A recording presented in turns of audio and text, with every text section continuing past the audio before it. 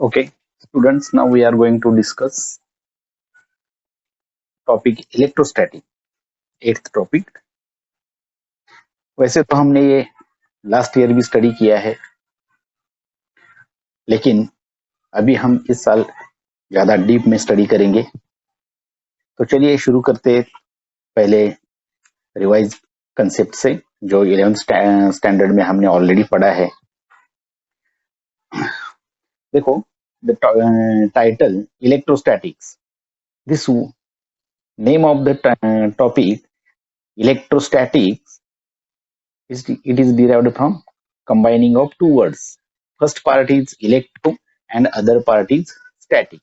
Now electro, which complete name is electron, which is basically related to charge, and static, that means the body or particle which is at rest, which has no motion. तो पूरा meaning क्या हुआ? Electrostatic that means charges which are at rest or which have no motion. तो electrostatics मतलब the study of charges which are at rest. So in physics, the electrostatic is defined as the branch of physics which deals with the study of electric charges which are at rest. तो अभी हम इस topic में last year का थोड़ा सा revise करते हैं। जैसे कि हमें लास्ट ईयर हमने क्या पढ़ा था इलेक्ट्रोस्टैटिक में? First most important point that was Coulomb's law. और कूलम्स लॉ में हमने क्या देखा था? फोर्स होता है, जो दो लाइक चार्जेस हो या अनलाइक चार्जेस हो, when two charges are there they repel और attract each other, so that force is nothing but force of attractive और फोर्स ऑफ रिपल्सिव। तो पहले हम डिस्कस करते हैं ये types of forces which are going to reference, we are going to discuss the reference आने वाले जो forces है उसके बारे में थोड़ा सा रिवाइज करते हैं। तो पॉइंट है conservative and non conservative forces. तो देखो, इधर मैंने एक पॉइंट पार्ट में कंजर्वेटिव फोर्स और दूसरे पार्ट में नॉन कंजर्वेटिव फोर्स के पॉइंट्स रिवाइज किए हैं। So first one, if work done by or against a force is independent of the actual path, then the force is said to be conservative.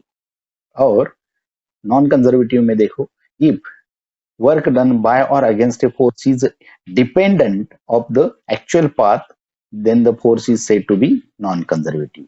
तो ये जो conservative force है उसमें work जो है वो independent of the path of the actual, independent of the actual path, और non conservative में वो डिपेंड्स होता है। Second point, work done is completely recoverable in conservative force, और वही in non conservative force the work done is not recoverable, मतलब वो work हमें फिर से रिकवर नहीं होता। और थर्ड पॉइंट एग्जांपल्स है, देखो, gravitational force, magnetic force, these are the example of conservative force. That means ये वेरिएबल नहीं है, चेंज नहीं होता। लेकिन नॉन कंजर्वेटिव फोर्स में एग्जांपल क्या है? देखो, फ्रिक्शनल फोर्स और एयर ड्रैग। तो अभी देखो, ग्रेविटेशनल फोर्स, तो आप बॉडी का स्पीड या एक्सेलरेशन कुछ भी चेंज हो जाए तो इसकी वजह से ग्रेविटेशनल फोर्स चेंज नहीं होगा, that is nothing but conservative force. और alternately here frictional force, for example riding a bike, तो फ्रिक्शन बढ़ेगा, फ्रिक्शन कम हो जाएगा तो उसके हिसाब से एक्सेलरेशन कम ज्यादा हो जाता है, और इसी वजह से वो फोर्स भी कम ज्यादा हो जाएगा, that is variable. So it is nothing but example of non conservative force. Next one point, that is mechanical energy. तो in conservative force mechanical energy is conserved, so it remains, total mechanical energy remains constant, और इसमें mechanical energy is not conserved. तो दोस्तों, ये हो गए points related to conservative and non conservative forces. तो हम आगे देखते हैं अभी second point, that is Coulomb's law. तो see, what is Coulomb's law? Coulomb's law दो फोर्स से रिलेटेड है, पॉइंट चार्जेस से, सॉरी, तो दो पॉइंट चार्जेस से रिलेटेड है, वो दो पॉइंट चार्जेस में जो इंटरेक्शन है, तो Coulomb's law explain the interaction between charges at rest. The force of attraction or repulsion between 2 point charges is first directly proportional to the product of magnitude of charges, second inversely proportional to the square of distance between them, and third the force acts along the line joining the two charges. तो Coulomb's law में क्या है, force of attraction और repulsion, मतलब वो force में attraction भी रहेगा या रिपल्शन भी रहेगा. मतलब कैसे, suppose there are two charges, for example Q1 and Q2.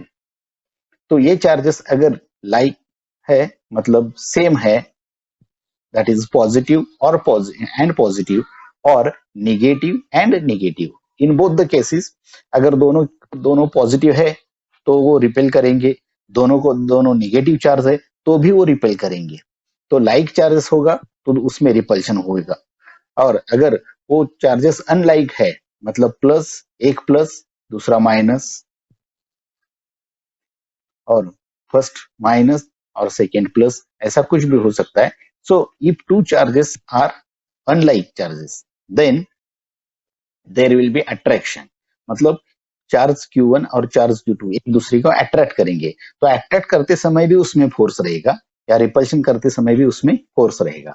तो वो जो फोर्स है उसकी मैग्नीट्यूड कितनी होती है, so it is directly proportional to the product of magnitude of charges. तो ये दो चार्ज है, ये दो चार्जेस है, उसकी जो मैग्नीट्यूड रहेगी, मतलब Q1 एंड Q2, इसका multiplication, that is Q1 into Q2.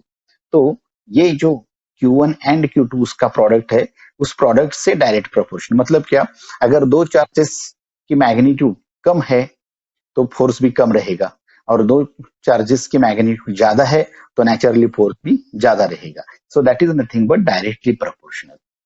Second, it is inversely proportional to the square of distance between them. इस दोनों में अगर जो डिस्टेंस है, वो डिस्टेंस अगर कम होगा तो फोर्स की वैल्यू बढ़ेगी, और डिस्टेंस अगर बढ़ जाएगा तो फोर्स की वैल्यू कम हो जाएगी. That is called as inversely proportional. लेकिन किससे inversely proportional, not only for distance, it is square of distance between them. तो डिस्टेंस जो है उसके स्क्वायर से इनवर्स प्रोपोर्शन रहेगा. और third point, the force acts along the line joining the two charges. मतलब दो चार्जेस जो है, वो दो चार्जेस को कनेक्ट करने वाली जो लाइन है, तो फोर्स की डायरेक्शन भी उस लाइन से रिलेटेड रहेगी. तो फॉर एग्जांपल में see, we will again discuss with diagram. ये Q1 एंड Q2 दो चार्जेस है, उस दोनों में जो डिफरेंस डिस्टेंस दिखाया है वो R है. तो अभी जो हमने डिस्कस किया, तो स्टेटमेंट कैसे रहेगा, force directly proportional to magnitude of product of magnitude of charges. So F directly proportional to Q1 into Q2, or second inversely proportional to square of distance. That is F is inversely proportional to R square. So F is inversely proportional to R square. दोनों combine करेंगे तो क्या हो जाएगा, F directly proportional to Q1 Q2 upon R square, and therefore F is equals to K into Q1 Q2 upon R square. अभी ये K क्या हो गया, इस प्रोपोर्शन के लिए constant, so which is called as constant for proportion. Now ये जो के है, ये के की वैल्यू भी हम डिफाइन कर सकते हैं. Suppose if two charges are placed in free space और vacuum, then we can say F is equals to 1/4 pi epsilon 0 into Q1 Q2 upon R square. मतलब इस K की वैल्यू हो गई 1/4 pi epsilon 0. इसमें ये जो इप्सिलॉन 0 है उसकी value 8.85 into 10⁻12 coulomb square per newton meter square. इसको बोलते हैं permittivity of medium, that is here for free space. और टोटल 1/4 पाई एप्सिलॉन 0, इसकी वैल्यू जो है उसकी ये है 9 into 10⁻9 newton meter square per coulomb square. तो this is we can say about coulomb's law.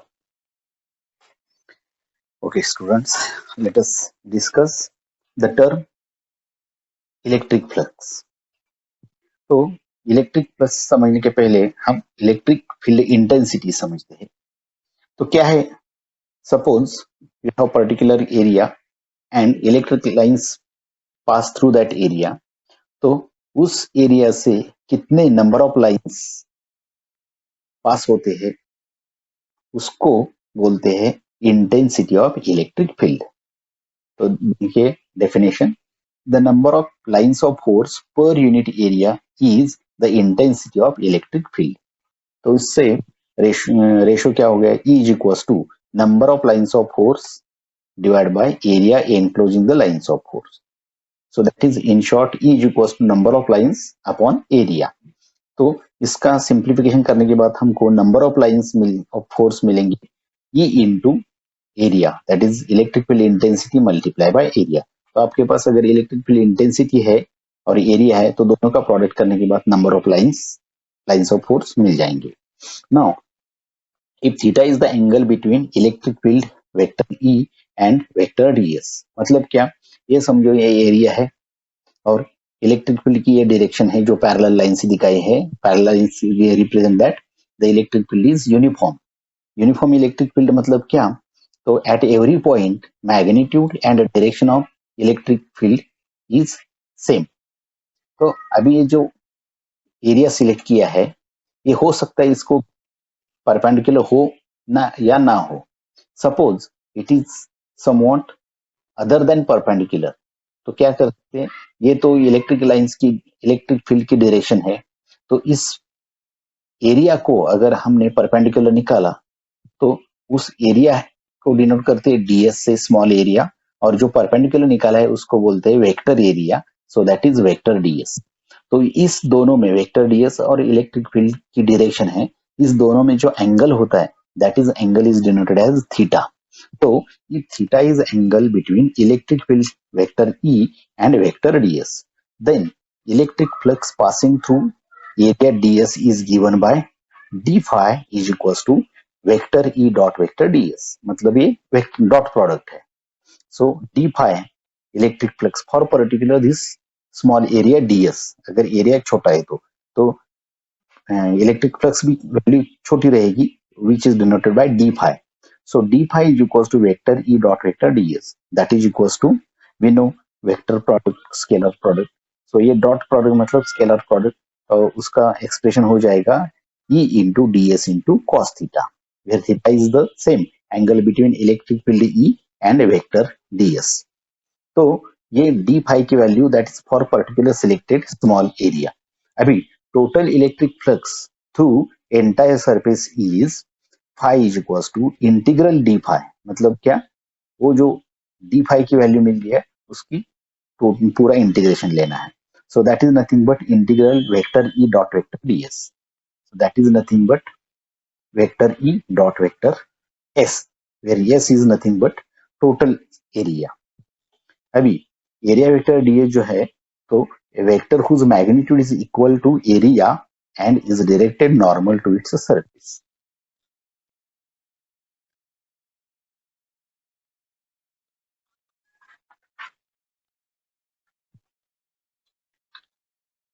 Now next point, that is Gauss law। ये बहुत ही इंपॉर्टेंट लॉ है और लास्ट ईयर हमने स्टडी भी किया था, तो अभी हम थोड़ा रिवाइज करते हैं इसको। गॉस लॉ क्या है देखो, Gauss law is analogous to Coulomb's law in the sense that it too expresses the relationship between electric field and electric charge। मतलब Coulomb's law भी हमने देखा था, तो वो क्या था, relationship between electric field and electric charge, तो ये भी उसी से रिलेटेड है। सो Gauss law is analogous to Coulomb's law, but Gauss law provides equivalent method for finding electric intensity, that is one more point।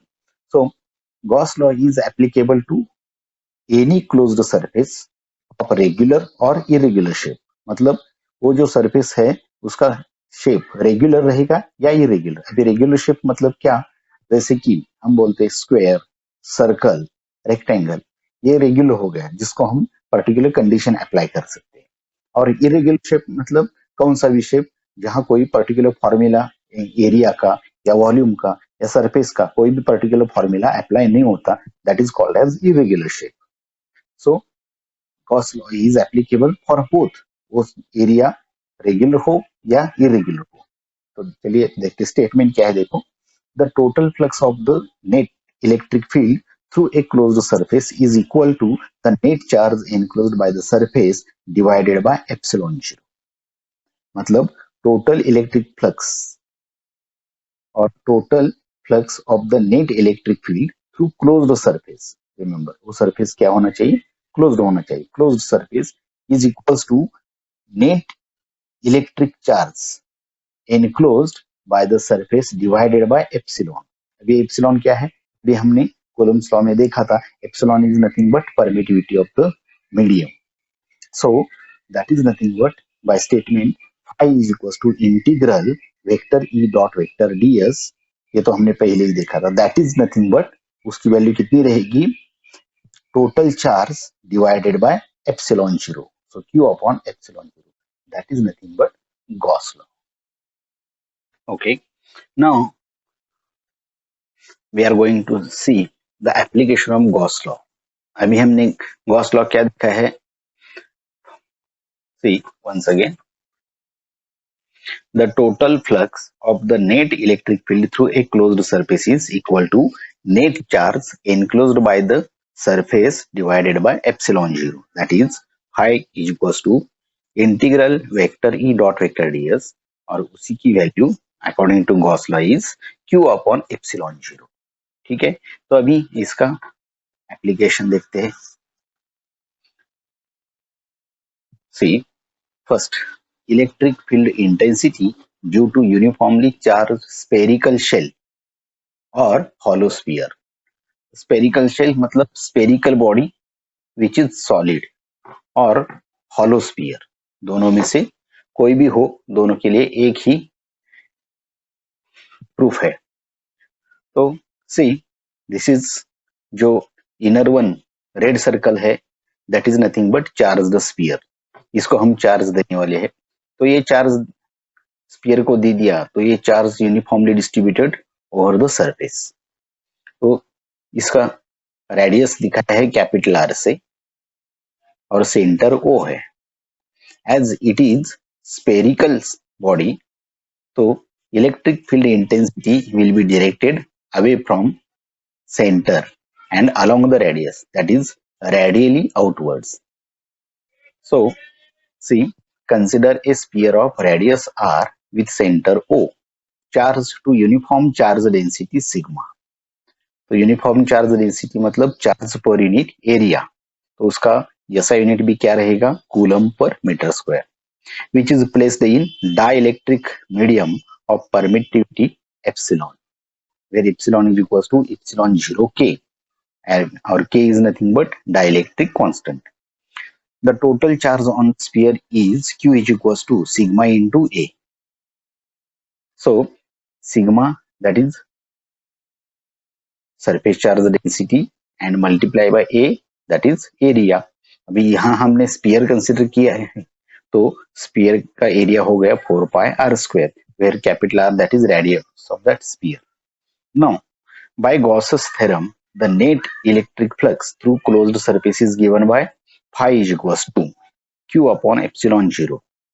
Actually it is epsilon 0 k, लेकिन air और vacuum के लिए k की value 1 होगी, तो phi की value हो जाएगी q upon epsilon 0.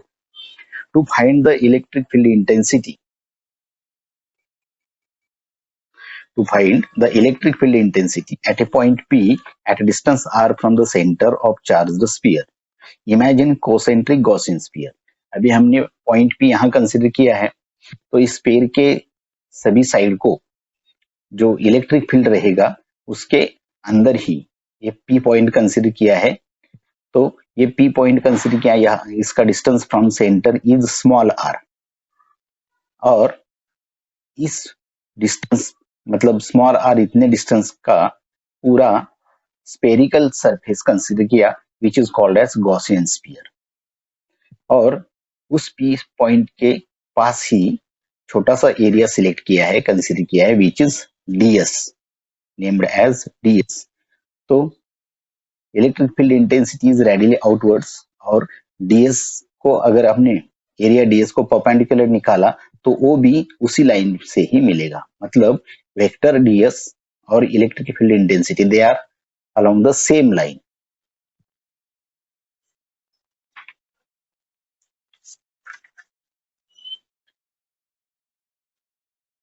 So let ds be a small area around the point P on the Gaussian spherical surface. Due to symmetry and sphere being concentric, the electric field at each point on the Gaussian surface has the same magnitude, that is capital E, and it is directed radially outwards. Also, the angle between the direction of vector E and normal to the surface ds is 0. दोनों एक ही line पे है तो angle 0 हो जाएगा, that is nothing but theta की value 0 हो गई. तो vector E dot vector ds की value e into ds into cos theta. अभी कॉस थीटा मतलब क्या, कॉस 0, और कॉस 0 की वैल्यू कितनी, 1 हो गई. तो vector E dot vector ds की वैल्यू e इंटू ds. ये तो स्मॉल एरिया के लिए हो गया, और इसीलिए flux D phi through that small area ds is equal to e into ds.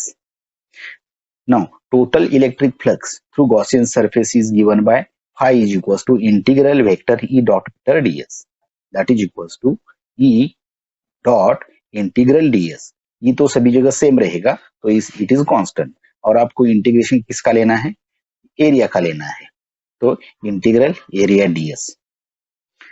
Now therefore phi is equals to e as it is, और इंटीग्रल वेक्टर एरिया ds, इसका मतलब पूरा एरिया, और पूरा एरिया क्या है, तो स्पेरिकल सरफेस है, तो स्पेरिकल सरफेस के लिए सरफेस एरिया का फॉर्मूला हो गया 4 पाई आर स्क्वायर. तो फाई की वैल्यू हो गई e into 4 pi are square, और फाई मतलब क्या है, according to Gauss theorem q upon epsilon 0. So q upon epsilon 0 की वैल्यू हो गई e into 4 pi are square. तो ये अपोजिट लिया तो e की वैल्यू हो गई q upon 4 pi epsilon 0 R square. So that is nothing but expression for electric intensity. So E is equals to Q upon 4 pi epsilon 0 into R square. That is first one. Also, charge Q is nothing but sigma into 4 pi R square. Charge density, surface charge density into surface area. So 4 pi capital R square area. तो ये Q की value अगर इस equation में substitute किया तो क्या हो जाएगा, E is equals to Q के बदले sigma into 4 pi capital R square divide by 4 pi epsilon 0 into small are square. तो ये 4 pi are square 4 pi get cancel, remaining sigma into capital R square divide by epsilon 0 into small are square. तो ये दूसरी expression की value हो गई electric intensity की.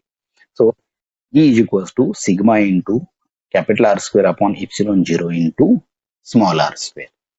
So this is electric field intensity near charged spherical shell or hollow spherical body.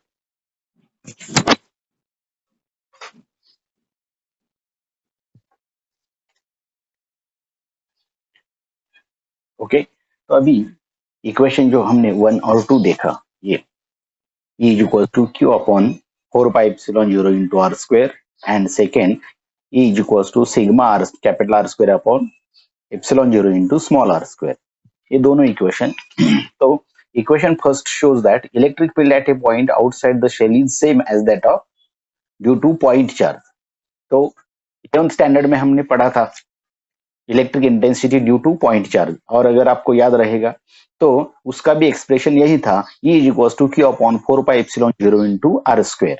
तो अभी हमने स्पेरिकल बॉडी के लिए ये जो डिराइव किया है और वो पॉइंट के लिए था, दोनों एक्सप्रेशन सेम है, इसीलिए हम क्या बोल सकते हैं, thus it can be concluded that a uniformly charged sphere is equivalent to a point charge at its center. Okay, अभी cases. Case 1, if point P lies on the surface of charged sphere, then small r is equals to capital R. मतलब क्या, ये जो first equation है E is equals to Q upon 4 pi epsilon 0 small r square. अभी हमने diagram में वैसे क्या देखा है, ये small r that is Gaussian surface sphere की रेडियस, और capital R that is charge sphere की रेडियस. अब अगर ये point P lies on the surface of charge sphere, तो in that case capital R और स्मॉल r सेम हो जाएंगे. That means P lies on the spherical charge which is already charged, spherical body which is charged body. तो क्या हो जाएगा, तो इस इक्वेशन में चेंजेस क्या हो जाएगा, इधर कैपिटल R आ जाएगा, और equation becomes E is equals to Q upon 4 pi epsilon 0 into capital R square. और दूसरा क्या, सेकेंड इक्वेशन जो है E is equals to sigma into capital R square upon epsilon 0 into small are square. तो ये दोनों equal मतलब ये कैंसिल हो जाएगा और E is equals to sigma upon epsilon 0 इतना ही रह जाएगा. So second identity that is sigma upon epsilon 0. तो ये दो सेकंड फर्स्ट केस के हो गए पॉइंट्स. अभी second case, if the point P lies inside the sphere, तो क्या होगा, inside the sphere there is no charge. So if point P lies inside the sphere then sigma is equals to 0 as no charge inside and therefore E also becomes 0. So that is second case.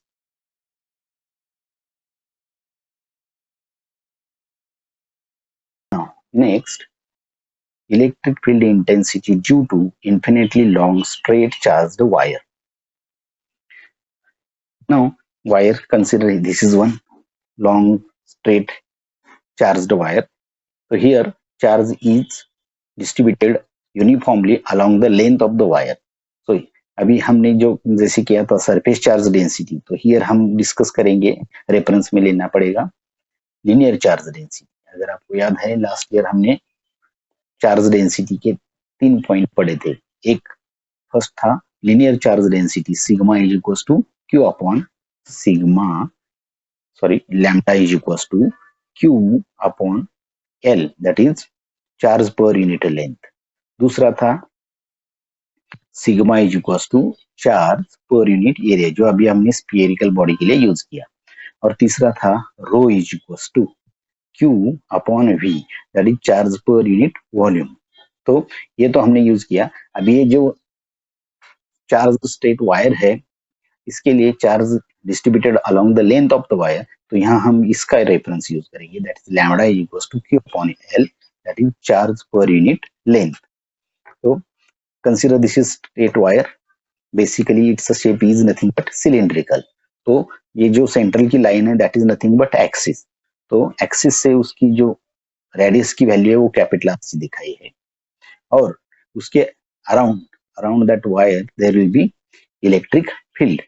तो उसी electric field में थोड़े distance पे P point consider किया है. ये जो P point है इसका distance from centre is nothing but small R. ये इधर लिखा है ये small R. So small R distance जो है पी का, तो उतना ही रेडियस लेके around that wire we have considered an imaginary cylinder which is called as Gaussian surface. तो ये जो सिलिंड्रिकल एरिया हमने स्पेस कंसीडर किया है उसकी लेंथ कंसीडर की है एल और रेडियस हो गई स्मॉल आर. और उसी गॉसियन सरफेस पे पी पॉइंट के अराउंड छोटा सा एरिया सिलेक्ट किया है दैट इज ds. अभी electric field intensity is normally away from the charge body. तो इस सरफेस से आगे परपेंडिकुलर डायरेक्शन में E की वैल्यू होगी और सरफेस जो ds है उसको परपेंडिकुलर निकाला तो वो भी उसी लाइन पे आएगा. मतलब वेक्टर ds और vector E both are along the same direction. तो इसमें भी थीटा की वैल्यू 0 हो जाएगी. Okay, so let us see the derivation. Consider a uniformly charged wire of infinite length having constant linear charge density lambda kept in medium of permittivity epsilon, where epsilon is equals to epsilon 0 into k. Consider a point P at a distance r from the axis of charged wire.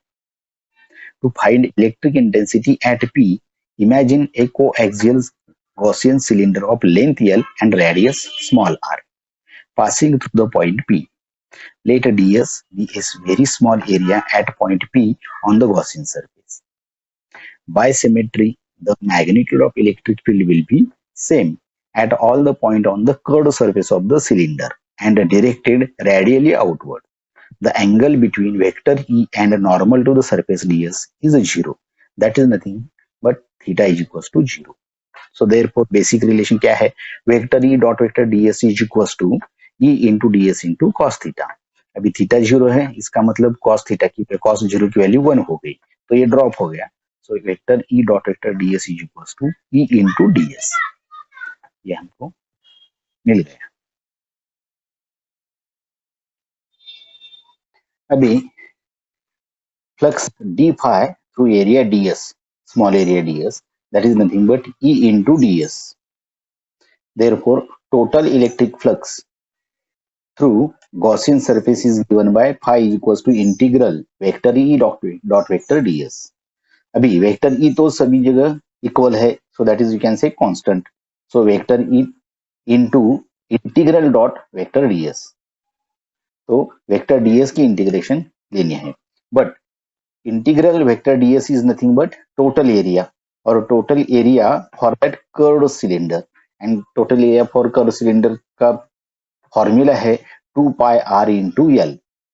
So integral vector ds की value 2 pi R L, ये इधर use करने के बाद phi की value हो जाएगी phi is equal to E into 2 pi R L.